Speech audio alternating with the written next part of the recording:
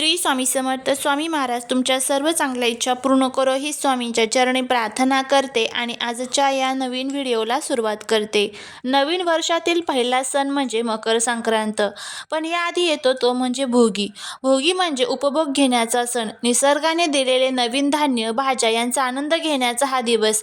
आज आपण पाहणार आहोत भोगीची भाजी कशी बनवायची, या दिवशी काय महत्त्व आहे आणि त्याचबरोबर सर्वात महत्त्वाचं, या दिवशी भोगीची भाजी बनवत असताना किंवा घरामध्ये आपल्याला ही एक भाजी जी आहे तर ती चुकूनही खायची नाही, नाहीतर आपल्याला आयुष्यभर भोग भोगावे लागतील. आता याबद्दलची संपूर्ण माहिती आज या व्हिडिओमध्ये मी तुमच्यासोबत शेअर करणार आहे, त्यामुळे तुम्ही हा व्हिडिओ स्किप न करता शेवटपर्यंत नक्की पहा.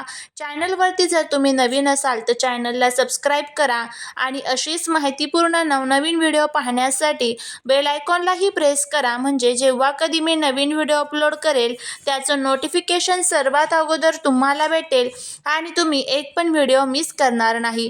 त्याचबरोबर कमेंटमध्ये श्री स्वामी समर्थ लिहायला अजिबात विसरू नका, जेणेकरून स्वामींची तुमच्या कुटुंबावर, मुलांवर अगदी भरभरून अशी कृपा होईल. हिवाळ्यात हवामान थंड असते, शरीराला उष्णतेची गरज असते. भोगीच्या दिवशी खायचे पदार्थ, त्यामध्ये तीळ, बाजरी, शेंगदाणे शरीराला ऊब देतात. या दिवशी इंद्राची पूजा केली जाते, जेणेकरून शेती पिकावे आणि पाऊस चांगला पडावा.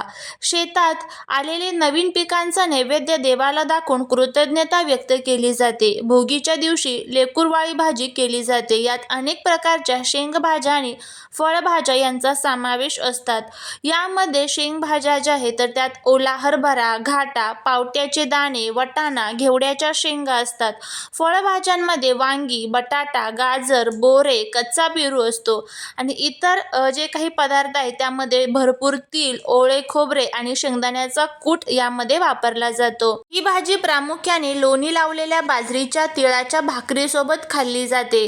भाज्या खूप जास्त गाळ शिजवू देऊ नका. प्रत्येक भाजीचा पोट टिकून राहून द्या. भाज्यांमध्ये तीळ टाकायला विसरू नका, कारण तिळाशिवाय भोगी पूर्ण होत नाही. भाजीमध्ये पाणी घालताना नेहमी गरम पाण्याचा वापर करा, जेणेकरून चव बिघडणार नाही. देवाला नैवेद्य कसा वाढावा? ताटात मधोमध बाजरीची भाकरी आणि त्यावर भोगीची भाजी ठेवा. सोबत लोणी, मुगाची खिचडी आणि वांग्याचे भरीत ठेवा. हा नैवेद्य देवासमोर ठेवून नवे धान्य घरात आले आहे, अन्नाची कमतरता भासू नको अशी प्रार्थना करा. या दिवशी काय करावे? पहाटे लवकर उठून अभ्यंग स्नान करावे. स्नानाच्या पाण्यात थोडेसे तीळ टाकून स्नान करावे. जुने कपडे टाकून नवीन किंवा स्वच्छ कपडे घालावे. अंगणात सुंदर रांगोळी काढावे.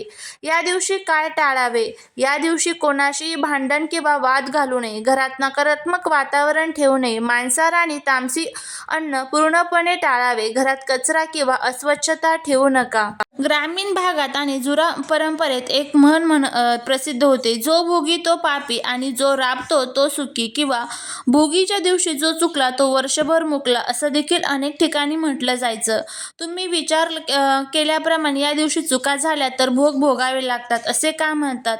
याची काही धार्मिक आणि शास्त्रीय कारणे देखील आहे. भोगी हा शब्द भुज या धातूपासून तयार झालेला आहे, ज्याचा अर्थ आहे उपभोग घेणे किंवा आनंद घेणे.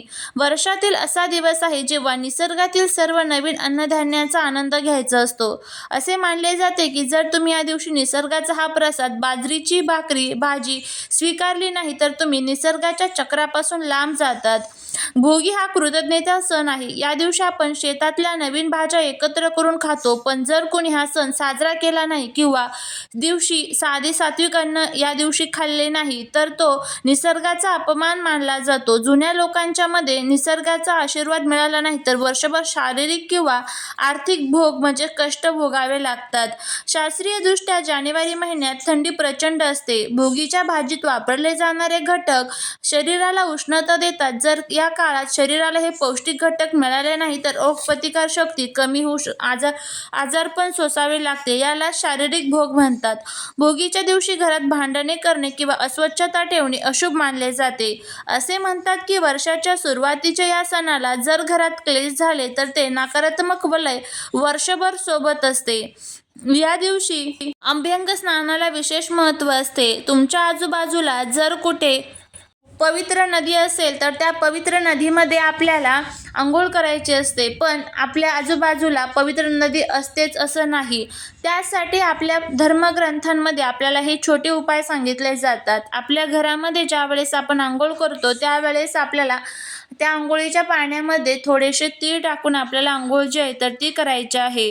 या दिवशी भोगीच्या भाजीचा नैवेद्य दाखवल्यानंतर ती भाजी पूर्ण संपवावी, ती फेकून देऊ नका. शक्य असल्यास गरिबांना तीळ, गूळ किंवा धान्य दान करावे. भोगीच्या दिवशी सर्व मिश्र भाज्या खाण्याला महत्त्व असले तर एक विशिष्ट भाजी अजिबात आपल्या शास्त्रात आणि परंपरेत कडक नियम पाळले जातात. तुम्ही च्या दिवशी जर ही ठराविक भाजी खाल्ली तर आपल्याला अनेक समस्यांना सामोरे जावे लागते. ही भाजी तामसिक प्रवृत्तीची मानली जाते. भोगीच्या दिवशी शरीर शुद्धीकरणाची प्रक्रिया सुरू असते. अशा वेळी ही भाजी खाल्ल्याने पचनशक्ती बिघडू शकते आणि शरीरातील उष्णतेचे संतुलन बिघडते. या सणाला इंद्रपूजन आणि निसर्ग पूजेचे महत्त्व आहे. ही विशिष्ट भाजी या दिवशी खाणे म्हणजे देवांचा नैवेद्य अपवित्र करण्यासारखे मानले जाते, ज्यामुळे घरात नकारात्मकता येऊ शकते. जुन्या जाणत्या लोकांच्या मते भोगीच्या दिवशी भाजी खाल्ल्यास व्यक्तीला वर्षभर पोटाचे विकार किंवा मानसिक अस्वस्थता सोसावी लागते. शास्त्रात या दिवशी केलेल्या जमिनीच्या वर येणाऱ्या आणि वेलीच्या सात्विक भाज्यांचा महिमा सांगितलेला आहे. ही भाजी जमिनीच्या खाली वाढणारी आणि अतिशय तीव्र मानली जाते. सणासुदीच्या शुभ मुहूर्तावर अशी तीव्र भाजी खाल्ल्याने बुद्धी जड होते असं देखील म्हटलं जातं. भोगीच्या दिवशी केवळ भाजीच नाही तर कांदा आणि लसूण यांचा वापर टाळून केवळ तीळ, शेंगदाणे आणि ओल्या खोबऱ्याचा वापर करून भाजी बनवणे अत्यंत शुभ मानलं जातं. हे जे पवित्र सण असतात हे आपल्या पृथ्वी तलावरती सकारात्मक ऊर्जा प्रस्थापित करत असतात. या ऊर्जेमध्ये ज्यावेळेस आपण काही उपाय, काही सेवा करतो त्यावेळेस त्याचं जे फळ आहे तर ते नक्कीच आपल्याला मिळतं. पण जर आपल्याकडनं काही चुका झाल्या तर त्याचे दोष देखील आपल्याला भोगावे लागतात. त्यामुळे ह्या चुका ज्या आहेत तर त्या आपल्याला पूर्णपणे थांबवायच्या असतात. एक गोष्ट नेहमी लक्षात ठेवा, आपण म्हणतो की मी खूप उपाय करते, सेवा करते, पण तरीही त्याचं मला फळ का मिळत नाही. कारण हे जे छोटे छोटे सण असतात ह्या सणांना ज्यावेळेस आपल्याकडनं ह्या चुका होतात त्यावेळेस केलेल्या जे काही उपाय आहे, केलेले जे काही सण आहे तर त्याचं फळ जे आहे तर ते आपल्याला मिळत नाही. त्यामुळे आपल्याला ह्या ज्या भाज्या आहेत तर त्या भोगीच्या दिवशी चुकूनही खायच्या नाही आहे. त्यामध्ये सर्वात पहिली जी भाजी आहे ते म्हणजे मुळा. मुळ्याची भाजी भोगीच्या भाजीमध्ये चुकूनही आपल्याला घ्यायची नाही आहे. जर ही भाजी आपण घेतली तर त्याचे दोष जे आहेत तर ते नक्कीच आपल्याला भोगावे लागतात. त्याचबरोबर कांदा लसूण सुद्धा आपल्याला घ्यायचा नसतो. जर शक्य असेल तुम्हाला कांदा लसूण जर वर्ज्य करता आला तर अतिशय उत्तम, आणि जर नाहीच तुम्हाला शक्य तर मग तुम्ही कांदा लसूण घेतला तर चालेल, पण शक्यतो करून मुळा जो आहे तर तो सुद्धा आपल्याला घ्यायचा नाही. त्यानंतर पुढची जी भाजी आहे त्यामध्ये कोबी आणि फ्लावरची जी भाजी आहे तर ती सुद्धा ह्या भोगीच्या भाजीमध्ये घेतली जात नाही. मेथी, पालक ह्या भाज्या सुद्धा या भोगीच्या भाजीमध्ये घेतल्या जात नाही. तर अशा पद्धतीने ह्या ज्या काही भाज्या आहेत तर ह्या सुद्धा आपल्याला भोगीच्या भाजीमध्ये वर्ज्य करायच्या आहे. आणि त्यानंतर ह्या भाज्या या दिवशी चुकूनही आपल्याला आपल्या घरामध्ये ज्या आहेत तर त्या खायच्या नाही आहेत. ह्या भाज्या जर आपण खाल्ल्या तर त्याचे दोष, त्याचे परिणाम जे आहेत तर ते नक्कीच आपल्याला भोगावे लागतात. तर ही जर माहिती तुम्हाला आवडली असेल तर नक्कीच चॅनलला लाईक करा. चॅनलवरती नवीन असाल तर सबस्क्राईब करा आणि असेच माहितीपूर्ण नवनवीन व्हिडिओ पाहण्यासाठी बेल आयकॉनलाही प्रेस करा, म्हणजे जेव्हा कधी मी नवीन व्हिडिओ अपलोड करेल त्याचं नोटिफिकेशन सर्वात अगोदर तुम्हाला भेटेल आणि तुम्ही एक पण व्हिडिओ मिस करणार नाही. भेटूया पुढच्या एका छानशा नवीन व्हिडिओत एका नवीन माहितीसोबत. श्री स्वामी समर्थ.